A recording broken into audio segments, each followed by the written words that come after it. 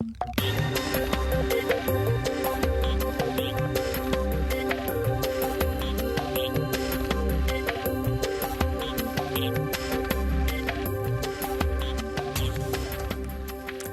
êtes sur Angers Télé, vous avez raison, voici les titres. Coup d'envoi de l'Euro 2016 ce vendredi soir. Quelle chance pour l'équipe de France. Vos différents points de vue à suivre en début de journal. Retour sur l'animation de rugby fauteuil organisée à l'école des arts et métiers d'Angers dans le cadre de la semaine Handi Management. Notre invité Yvon Prezelin, organisateur de la 4e édition du Trail des Ragondins qui se déroule ce dimanche à Contenay-Épinard. Et voilà, c'est parti pour un mois de football. Le coup d'envoi de l'Euro 2016 sera donné ce vendredi avec France-Roumanie en match d'ouverture. Les amoureux du ballon rond vont pouvoir profiter des 51 matchs de la compétition au stade, à la maison ou dans les bars. Après avoir remporté chez elle l'Euro en 1984 et la Coupe du Monde en 98, l'équipe de France rêve de rester reine à domicile. Alors, quelles sont ses chances de pouvoir réitérer l'exploit? C'est la question que nous avons posée aux Angevins dans le centre-ville. Écoutez ça. Je le sens plutôt bien, je pense qu'on a quand même une chance en plus chez nous. Donc on espère tous qu'on va faire un grand Euro et pourquoi pas gagner. Alors là, je sais pas du tout. Vraiment, je sais pas du tout. Je déteste le foot. Mon mari aussi, donc là, ça ne m'engage pas du tout à regarder. D'accord, donc là pendant un mois en fait... Je suis coupée du monde, coupée du foot, coupée de tout. J'ai cru comprendre qu'il n'y avait pas Karim Benzema et a priori c'est plutôt un bon, donc j'espère que sans lui ils arriveront à faire les mêmes performances. Après les autres je les connais pas plus que ça. Si, il y a Griezmann là qui a priori est un bon, donc on compte sur lui. Je les trouve en forme. Je pense qu'ils vont aller, ils ont des chances d'aller jusqu'au bout. Ouais, j'y crois, franchement. Et durant toute la durée de la compétition, sachez que Speedburger, comme beaucoup d'autres, va voir la vie en bleu. La chaîne de restauration rapide angevine va encourager l'équipe de France à sa manière en proposant aux fans de ballon rond une surprise de taille. 2 burgers bleus au nom footballistique. La panenka et le penalty seront notamment garnis de cheddar rouge, de tomates fraîches, de salade de poulet ou de steak haché. Après Billy Ketkeo-Fomfon, c'est au tour de Vincent Manceau de prolonger son contrat avec Angesco de 3 saisons supplémentaires. Après 199 matchs officiels avec le club angevin, le défenseur de 26 ans devrait donc porter les couleurs du SCO jusqu'en 2020. Il a 24 ans, mesure de 1,04 m et va peut-être vous rappeler quelqu'un. La nouvelle recrue d'Angers Basket Club arrive en provenance de Rueil-Malmaison et s'appelle Jérémy Douillet. Le fils de l'ancien champion de judo David Douillet a signé un contrat d'1 an avec le club angevin. Il rejoint les 6 autres joueurs que compte désormais l'effectif angevin pour la saison à venir. Comme chaque année depuis 3 ans, l'École des Arts et Métiers d'Angers organise une semaine de formation et de sensibilisation au management du handicap en entreprise. Une dizaine de temps forts ont été proposés à l'ensemble des étudiants et du personnel du campus. Parmi eux, une rencontre de fauteuil rugby. Les détails d'Hélène Chaplet. Dans cette équipe de handi rugby, 8 étudiants valides de l'ENSAM et 2 rugbymen handicapés de l'association Cap Sport Art Aventure Amitié, venus de Paris. Difficile de savoir qui est qui, et pour cause, le but de cette semaine est d'aller à la rencontre des personnes en situation de handicap et de se mêler à elles pour comprendre leur quotidien. On a du mal à s'adresser de façon simple à quelqu'un qui est aveugle ou quelqu'un qui est en fauteuil roulant ou quelqu'un qui est sourd. Donc déjà cela, comprendre comment travailler et comment se comporter avec ces personnes est un plus et c'est un souhait de l'établissement. Donc nous souhaitons former ces étudiants pour aussi arriver en entreprise avec ce bagage qui leur permet d'avoir cette ouverture d'esprit et cette envie de bien travailler avec les autres. Et pour bien travailler avec les autres, il faut comprendre ce dont ils ont besoin et ce dont ils sont capables. Le point fort de cette semaine, Handimet, ce sont ces rencontres et ces échanges. Et les élèves sont, au fur et à mesure que la semaine avance, finalement, sont de plus en plus intéressés parce qu'ils en savent de plus en plus. Et il y a de moins en moins de complexes d'ailleurs entre le handicap et la personne valide. Et en fait, cet échange est extrêmement enrichissant parce que les personnes handicapées nous mettent très vite à l'aise. Et voilà, on apprend beaucoup sur le sujet. On rencontre du monde, on échange, c'est ce qui est important. Parfois on se fait même de nouveaux amis. Donc voilà, après, non, je trouve que c'est extrêmement important et c'est à travers ce type de prévention et de sensibilisation et en allant justement au contact des gens qu'on peut arriver à changer le regard. Chaque année depuis 3 ans, aux Arts et Métiers, une semaine est banalisée pour sensibiliser les étudiants qu'ils souhaitent aux particularités de chaque handicap. Un petit plus qui pourrait faire une grande différence dans quelques années, quand ces élèves seront en position de manager. Une indemnisation pour les abonnés du TER, c'est ce que demande Bruno Retailleau. Le président de la région a en effet demandé à la SNCF de prendre en compte le préjudice subi par les usagers victimes des grèves à répétition contre la loi El Khomri. Dans le cadre de la semaine de l'habitat jeune, le foyer Marguerite d'Anjou à Angers a ouvert ses portes au public. L'occasion de découvrir un établissement d'une centaine de chambres destinées aux jeunes femmes âgées de 16 à 30 ans, construit sur les anciens vestiges du siège des Ardoisières. Le site fraîchement rénové s'adresse autant aux étudiantes qu'aux salariés.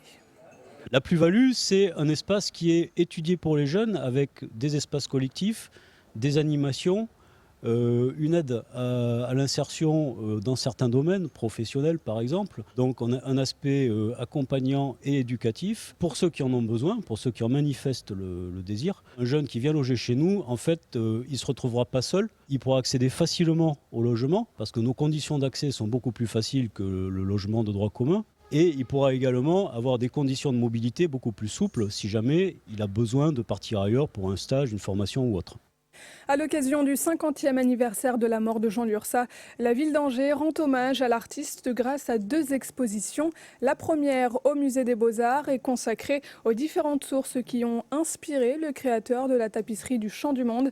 La deuxième, au milieu même de cette œuvre monumentale, dans l'ancien hôpital Saint-Jean, avec la création originale d'une jeune artiste anglaise, Thierry Lardeux. Des images de guerre, de mort et de charniers. Jean Lurçat a été marqué à vif tout au long de sa vie par les souffrances des hommes infligées par d'autres hommes.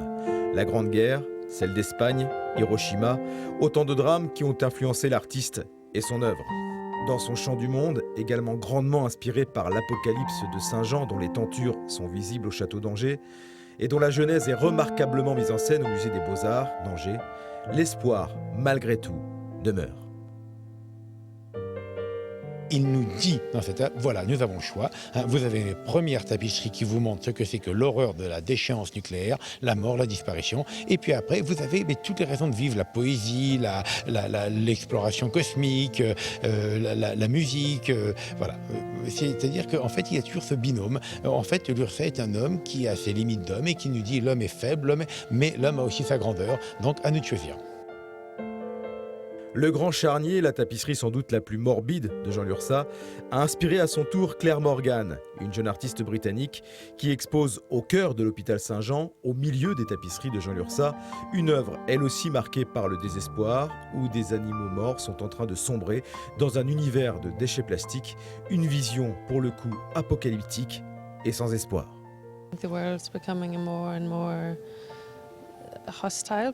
Nous vivons dans un monde qui devient de plus en plus hostile et dans lequel les hommes survivent. Je ne suis pas très optimiste au regard des différents problèmes, qu'ils soient écologiques ou humanitaires, partout dans le monde. J'aimerais bien pouvoir être optimiste, mais c'est difficile quand on voit tout ça. Claire Morgan et le Chant du Monde, c'est à voir jusqu'au 6 novembre au musée Jean Lurçat. Quant à l'exposition Jean Lurçat, l'éclat du monde, elle est également visible au musée des Beaux-Arts jusqu'à cette même date. On s'intéresse à présent à la 4e édition du Trail des Ragondins. Malgré les crues, la manifestation va bel et bien se dérouler ce dimanche sur les chemins des basses vallées angevines, autour des rivières Sarthe, Mayenne et Vieille-Maine. Pour en savoir plus sur les différentes courses au programme, nous recevons Yvon Preslin, organisateur de la manifestation sportive. Bonjour. Bonjour. Alors dites-moi, c'est un beau chapeau que vous avez là? Oui, c'est un chapeau parce qu'en dehors de la course à pied, on veut toujours donner un thème à notre manifestation et cette année, on a choisi le Far West. On attend peut-être des Lucky Luke, des Calamity Jane et peut-être Joe et Avril Dalton. Bon, et le programme alors de cette 4e édition? Et le programme, pratiquement inchangé par rapport aux autres années. Nous avons 4 courses au programme, donc un 5 km, un 9 km, un 17 km et l'épreuve phare qui fait partie du Challenge de Ouest-France, un 37 km. Alors, il paraît que l'une des particularités de cette manifestation, c'est l'ambiance plutôt bon enfant. Je vous propose à ce sujet d'écouter Magali Gigon. On en reparle juste après. Magali Gigon qui est double vainqueur de ce trail. Alors, ce qu'il y a de particulier, c'est l'ambiance qui est instaurée ici par l'équipe organisatrice, notamment toute la famille Preslin, mais aussi les autres. Voilà, c'est toujours hyper chaleureux, que ce soit avant la course ou pendant la course, ou même surtout après sur le podium, ils nous font danser, etc. C'est toujours très rigolo. Je me souviens d'un départ qu'ils avaient organisé avec des chevaux, je crois qu'ils lançaient le départ. C'était pas l'année dernière, c'était il y a 2 ans. Enfin voilà, ils ont toujours un petit côté un peu singulier, quoi. C'est super sympa. On sort un peu des sentiers battus, même si moi j'habite pas très loin. Je connaissais pas forcément les basses vallées angevines, enfin un petit peu, mais pas. Donc là, ça permet de découvrir d'autres zones sur lesquelles on n'a pas l'habitude d'aller courir, parce que moi je me limite à autour de chez moi ou l'étang Saint-Nicolas ou autre. Je prends pas la voiture pour venir jusqu'ici, donc c'est plutôt sympa, quoi. Alors, le parcours autour des basses vallées angevines, c'est ce qui fait notamment l'originalité de cette manifestation. Vous avez dû prévoir un plan B suite aux montées des eaux assez importantes du week-end dernier. Est-ce qu'on peut en savoir plus? Oui, nous on essaye toujours d'emprunter au maximum les chemins. Bon, cette année on avait un plan 1 où c'était 95%. On a, il y a une semaine, bâti un plan B et maintenant nous sommes au plan C, puisque plus de 30% en fait, de nos parcours sont encore sous 1 mètre d'eau. Et ce plan C, alors est-ce que vous pouvez m'en dire plus? C'est un plan C qui passe plus par des routes malheureusement, mais qui nous permet quand même de toujours bien visiter la région et notamment le château des Forges. On va passer en plein cœur du parc Terra Botanica. Ensuite, on va visiter l'entreprise Giffard, le château de la Perrière, le Port Albert, le domaine de Châtillon. Ça, ce sont des lieux qu'on visite tous les ans. Quand je dis visiter, et effectivement, on va vraiment passer au cœur de ces lieux. Combien de personnes vous attendez pour cette 4e édition? Écoutez, là, je pense que ce soir, on est à environ 2200 inscrits sur les 4 courses au programme. Et on n'en a pas parlé, on associe une marche nordique et une randonnée pédestre au programme. Combien vous attendez de ragondins? Tout autant? Eh bien écoutez, on a toujours lancé le pari, est-ce qu'un coureur va réussir à ramener un ragondin? Et l'an passé, Hugo, un jeune coureur, nous a ramené un ragondin à l'arrivée. Donc ça a été une explosion. Bon. Yvon Preslin, merci d'avoir répondu à nos questions. Je rappelle que la 4e édition du Trail des Ragondins va se dérouler ce dimanche à Cantenay-Épinard. Voilà, c'est la fin de cette édition. Merci de votre fidélité. Je vous retrouve lundi, même heure, même chaîne. Très bon week-end à vous sur Angers Télé.